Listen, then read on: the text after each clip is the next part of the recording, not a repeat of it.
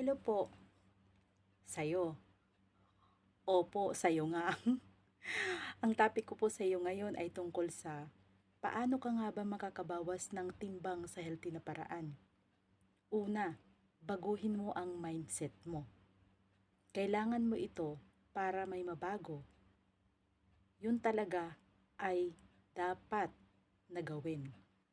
Pangalawa, kailangan meron kang mga coaches na i-guide ka ng tama sa weight loss journey mo. Dahil mahirap mag-umpisa sa sarili lang natin na hindi natin alam kung paano nga ba tayo mag-uumpisa. Pangatlo, itama mo ang iyong lifestyle, itama mo ang iyong mga kinakain. At pang-apat, syempre, kailangan mo ng katuwang na mga products na iti-take kagaya po ni Herbalife.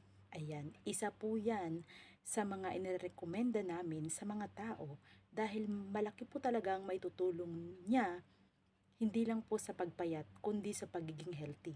Kaya po tayo pumapayat dahil nga po nababawasan yung mga toxins na naipon natin sa loob ng ating katawan mula pa nung mga bata pa tayo. Napaka-importante po kasi yun, yung mailabas po natin yung mga toxins na nandun sa loob. Doon po tayo makakaramdam ng paggaan ng katawan at kaya po tayo pumapayat kasi po yung mga bad fats, yung mga bad bacteria ay nalilesen po siya dahan-dahan. Tandaan po natin, wala pong overnight na pagpayat. Hindi po yung isang shake lang, isang set lang na alute shake ay papayat ka na agad. Wala pong ganun. Kailangan consistent ka. Kailangan mo siyang subukan ng mga program namin. Meron kaming sinasabi na 21 days sa program, yun ang pinakamaikli.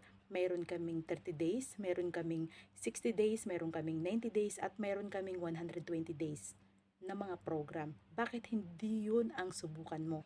Pag yun ang sinubukan mo, makikita mo talaga at ng mga kapitbahay mo at ng iba pa na maganda talaga ang results ng product. Pero syempre, itama mo rin ang lifestyle mo. Kailangan kasi balanse. Kailangan gawin mo yung 7 pillars kasi hindi lang yan tungkol sa mga kinakain natin, kundi tungkol din sa ating lifestyle. Thank you!